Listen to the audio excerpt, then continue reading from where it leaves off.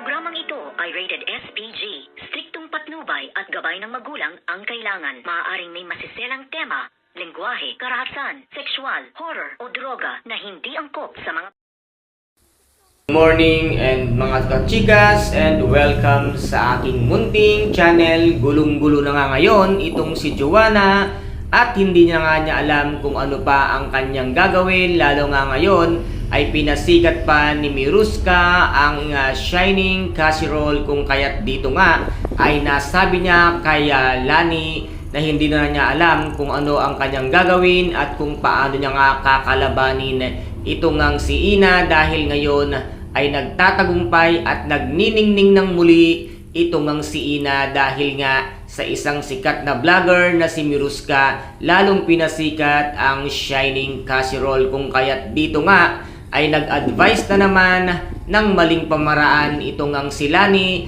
na gagamitin at kakalabanin niya nga itong si Ina sa dirty games daw, kung kaya't dito nga ay naisipan na nitong ang si Joanna na kausapin ng isa sa kanyang mga tauhan at nagpanggap nga ito dito nga sa Shining Casserole, at ito ang siyang nagdala ng mga bubwit na daga dito nga sa loob ng restaurant nitong si Ina, kung kaya't dito nga ay temporaring maipasasara ang Shining Casserole dahil sa kagagawan nito ngang si Joanna na hindi marunong lumaban ng patas at pailalim nga ito kung lumaban, ngunit hindi naman talaga magtatagumpay ito ngang si Joanna dahil madidiscover din nila ang katotohanan ito ngang si Joanna ang siyang may tunay na salarin at kagagawan kung bakit nga pansamantalang maipasasara ang Shining Casserole. At dito ay kitang-kita nga sa CCTV footage ang isang lalaki na siya nga ang nagdala ng mga bubwit